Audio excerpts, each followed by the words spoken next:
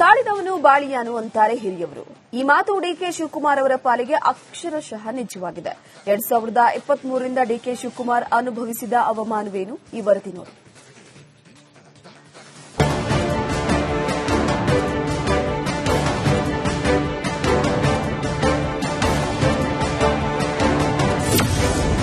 ಅವಮಾನಗಳ ಗುಡ್ಡವನ್ನೇರಿದ ಕನಕಪುರ ಬಂಡೆ.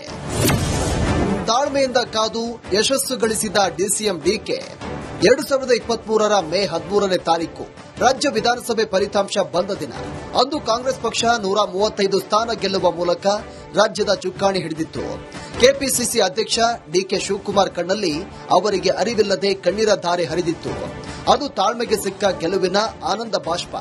ಆದರೆ ಅವರ ರಾಜಕೀಯ ಬದುಕಿನ ಮಹತ್ವಾಕಾಂಕ್ಷೆ ಮಾತ್ರ ಆಗ ಈಡೇರಲಿಲ್ಲ. ಅದೇ ಮುಖ್ಯಮಂತ್ರಿ ಸ್ಥಾನ.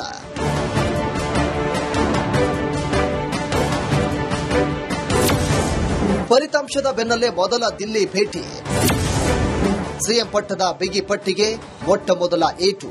ಚುನಾವಣಾ ಫಲಿತಾಂಶ ಬಂದ ಬೆನ್ನಲ್ಲೇ ಮುಖ್ಯಮಂತ್ರಿ ಸ್ಥಾನದ ಬಗ್ಗೆ ಹೈಕಮಾಂಡ್ ಸಮ್ಮುಖದಲ್ಲಿ ತೀರ್ಮಾನಕ್ಕಾಗಿ ಸಿದ್ದರಾಮಯ್ಯ ಹಾಗೂ ಡಿಕೆ ಶಿವಕುಮಾರ್ ದೆಹಲಿಗೆ ಮೊದಲ ಭೇಟಿ ಕೊಟ್ಟರು. ಸರಿಸುಮಾರು 1 ವಾರ ನಡೆದಂತ ಮ್ಯಾರಥಾನ್ ಮೀಟಿಂಗ್ ನಂತರ ಸಿದ್ದರಾಮಯ್ಯ ಮುಖ್ಯಮಂತ್ರಿ ಹಾಗೂ ಡಿಕೆ ಶಿವಕುಮಾರ್ ಈ ಸರ್ಕಾರದ ಏಕೈಕ ಉಪಮುಖ್ಯಮಂತ್ರಿ ಅಂತ ಕೆಸಿ ವೇಣುಗೋಪಾಲ್ ಘೋಷಣೆ ಮಾಡಿದ್ರು. ಅವತ್ತಿಗೆ ಸಿಎಂ ಆಗುವ ಕನಸು ತಾತ್ಕಾಲಿಕವಾಗಿ ಕಮರಿತ್ತು. ಆದರೂ ಡಿಕೆ ಶಿವಕುಮಾರ್ ತಾಳ್ಮೆ ವಹಿಸಿದ್ರು. ಯಾಕಂದ್ರೆ 2.5 ವರ್ಷದ ನಂತರ ಮುಖ್ಯಮಂತ್ರಿ ಆಗಬಹುದು ಎಂಬ ಅದೇ ಮಹತ್ವಾಕಾಂಕ್ಷೆ.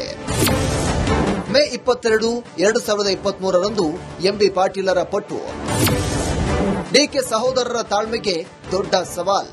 ಸಚಿವ ಎಂಬಿ ಪಾಟೀಲ್ ಅವರು ಸುತ್ತೂರು ಮಠಕ್ಕೆ ಭೇಟಿ ನೀಡಿ ಶಿವರಾತ್ರಿ ದೇಶಿಕೇಂದ್ರ ಸ್ವಾಮೀಜಿಯವರನ್ನ ಭೇಟಿಯಾದ ಬಳಿಕ ಕೊಟ್ಟ ಹೇಳಿಕೆ ಭಾರಿ ಸಂಚಲನ ಸೃಷ್ಟಿ ಮಾಡಿತ್ತು. ಸಿದ್ದರಾಮಯ್ಯನವರೇ 5 ವರ್ಷ ಪೂರ್ಣಾವಧಿ ಮುಖ್ಯಮಂತ್ರಿ ಆಗಿರಲಿದ್ದಾರೆ. ಅಧಿಕಾರ ಹಂಚಿಕೆಯಾಗಿಲ್ಲ, ಅದಕ್ಕೆ ಯಾವುದೇ ಪ್ರಸ್ತಾಪವೂ ಇಲ್ಲ. ಹೀಗಂತ ಹೇಳಿದ್ದು ಡಿಕೆ ಸಹೋದರರ ತಾಳ್ಮೆಗೆ ಸವಾಲ್ ಹಾಕಿದಂತಿತ್ತು.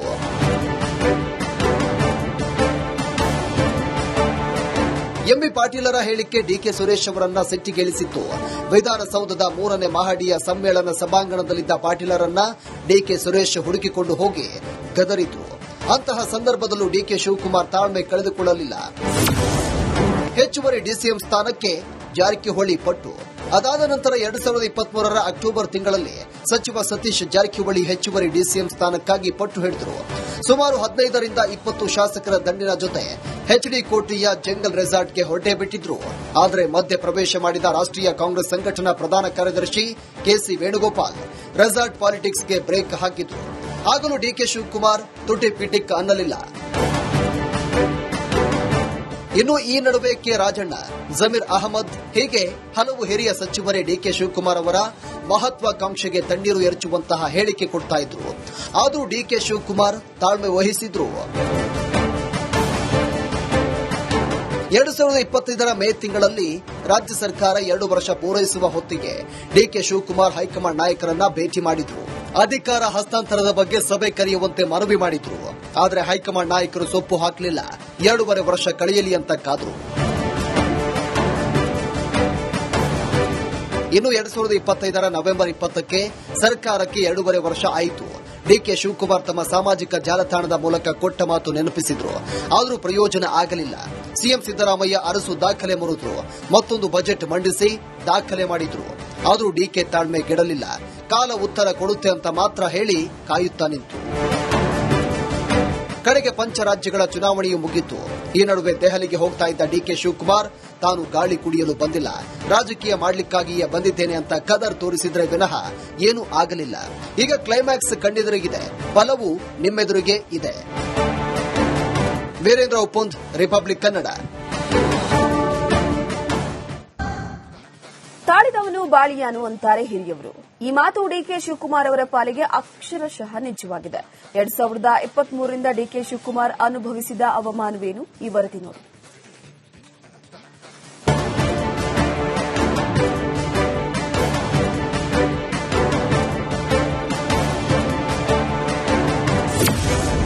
ಅವಮಾನಗಳ ಗುಡ್ಡವನ್ನೇರಿದ ಕನಕಪುರ ಬಂಡೆ. ತಾಳ್ಮೆಯಿಂದ ಕಾದು ಯಶಸ್ಸು ಗಳಿಸಿದ ಡಿಸಿಎಂ ಡಿಕೆ 2023ರ ಮೇ 13ನೇ ತಾರೀಕು ರಾಜ್ಯ ವಿಧಾನಸಭೆ ಫಲಿತಾಂಶ ಬಂದ ದಿನ. ಅಂದು ಕಾಂಗ್ರೆಸ್ ಪಕ್ಷ 135 ಸ್ಥಾನ ಗೆಲ್ಲುವ ಮೂಲಕ ರಾಜ್ಯದ ಚುಕ್ಕಾಣಿ ಹಿಡಿದಿತ್ತು. ಕೆಪಿಸಿಸಿ ಅಧ್ಯಕ್ಷ ಡಿಕೆ ಶಿವಕುಮಾರ್ ಕಣ್ಣಲ್ಲಿ ಅವರಿಗೆ ಅರಿವಿಲ್ಲದೆ ಕಣ್ಣೀರ ಧಾರೆ ಹರಿದಿತ್ತು. ಅದು ತಾಳ್ಮೆಗೆ ಸಿಕ್ಕ ಗೆಲುವಿನ ಆನಂದ ಬಾಷ್ಪ. ಆದರೆ ಅವರ ರಾಜಕೀಯ ಬದುಕಿನ ಮಹತ್ವಾಕಾಂಕ್ಷೆ ಮಾತ್ರ ಆಗ ಈಡೇರಲಿಲ್ಲ. ಅದೇ ಮುಖ್ಯಮಂತ್ರಿ ಸ್ಥಾನ.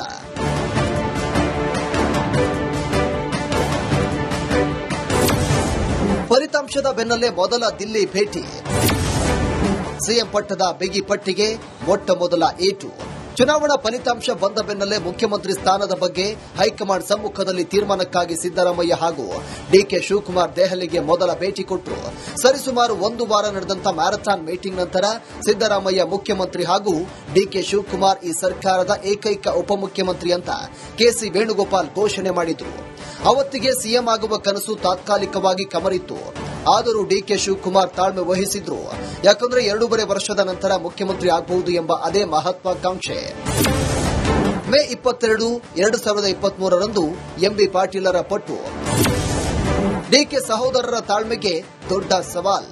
ಸಚಿವ ಎಂಬಿ ಪಾಟೀಲ್ ಅವರು ಸುತ್ತೂರು ಮಠಕ್ಕೆ ಭೇಟಿ ನೀಡಿ ಶಿವರಾತ್ರಿ ದೇಶಿಕೇಂದ್ರ ಸ್ವಾಮೀಜಿಯವರನ್ನ ಭೇಟಿಯಾದ ಬಳಿಕ ಕೊಟ್ಟ ಹೇಳಿಕೆ ಭಾರಿ ಸಂಚಲನ ಸೃಷ್ಟಿ ಮಾಡಿತ್ತು. ಸಿದ್ದರಾಮಯ್ಯನವರೇ 5 ವರ್ಷ ಪೂರ್ಣಾವಧಿ ಮುಖ್ಯಮಂತ್ರಿ ಆಗಿರಲಿದ್ದಾರೆ. ಅಧಿಕಾರ ಹಂಚಿಕೆಯಾಗಿಲ್ಲ, ಅದಕ್ಕೆ ಯಾವುದೇ ಪ್ರಸ್ತಾಪವೂ ಇಲ್ಲ. ಹೀಗಂತ ಹೇಳಿದ್ದು ಡಿಕೆ ಸಹೋದರರ ತಾಳ್ಮೆಗೆ ಸವಾಲ್ ಹಾಕಿದಂತಿತ್ತು.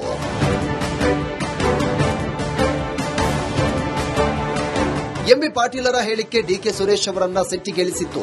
ವಿಧಾನಸೌಧದ 3ನೇ ಮಹಡಿಯ ಸಮ್ಮೇಳನ ಸಭಾಂಗಣದಲ್ಲಿದ್ದ ಪಾಟೀಲರನ್ನ ಡಿಕೆ ಸುರೇಶ್ ಹುಡುಕಿಕೊಂಡು ಹೋಗಿ ಗದರಿದ್ರು. ಅಂತಹ ಸಂದರ್ಭದಲ್ಲೂ ಡಿಕೆ ಶಿವಕುಮಾರ್ ತಾಳ್ಮೆ ಕಳೆದುಕೊಳ್ಳಲಿಲ್ಲ. ಹೆಚ್ಚುವರಿ ಡಿಸಿಎಂ ಸ್ಥಾನಕ್ಕೆ ಜಾರಕಿಹೊಳಿ ಪಟ್ಟು.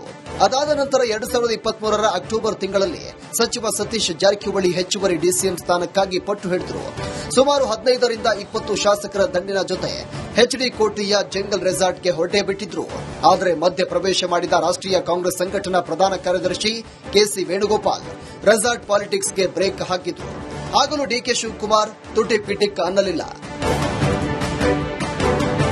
ಇನ್ನು ಈ ನಡುವೆ ಕೆ ರಾಜಣ್ಣ, ಜಮೀರ್ ಅಹಮದ್ ಹೀಗೆ ಹಲವು ಹಿರಿಯ ಸಚಿವರೇ ಡಿಕೆ ಶಿವಕುಮಾರ್ ಅವರ ಮಹತ್ವಾಕಾಂಕ್ಷೆಗೆ ತಣ್ಣೀರು ಎರಚುವಂತಹ ಹೇಳಿಕೆ ಕೊಡ್ತಾ ಇದ್ರು. ಆದರೂ ಡಿಕೆ ಶಿವಕುಮಾರ್ ತಾಳ್ಮೆ ವಹಿಸಿದ್ರು. 2025ರ ಮೇ ತಿಂಗಳಲ್ಲಿ ರಾಜ್ಯ ಸರ್ಕಾರ 2 ವರ್ಷ ಪೂರೈಸುವ ಹೊತ್ತಿಗೆ ಡಿಕೆ ಶಿವಕುಮಾರ್ ಹೈಕಮಾಂಡ್ ನಾಯಕರನ್ನ ಭೇಟಿ ಮಾಡಿದ್ರು. ಅಧಿಕಾರ ಹಸ್ತಾಂತರದ ಬಗ್ಗೆ ಸಭೆ ಕರೆಯುವಂತೆ ಮನವಿ ಮಾಡಿದ್ರು. ಆದರೆ ಹೈಕಮಾಂಡ್ ನಾಯಕರು ಸೊಪ್ಪು ಹಾಕಲಿಲ್ಲ. 2.5 ವರ್ಷ ಕಳೆಯಲಿ ಅಂತ ಕಾದ್ರು. ಇನ್ನು 2025ರ ನವೆಂಬರ್ 20ಕ್ಕೆ ಸರ್ಕಾರಕ್ಕೆ 2.5 ವರ್ಷ ಆಯಿತು. ಡಿಕೆ ಶಿವಕುಮಾರ್ ತಮ್ಮ ಸಾಮಾಜಿಕ ಜಾಲತಾಣದ ಮೂಲಕ ಕೊಟ್ಟ ಮಾತು ನೆನಪಿಸಿದ್ರು. ಆದರೂ ಪ್ರಯೋಜನ ಆಗಲಿಲ್ಲ. ಸಿಎಂ ಸಿದ್ದರಾಮಯ್ಯ ಅರಸು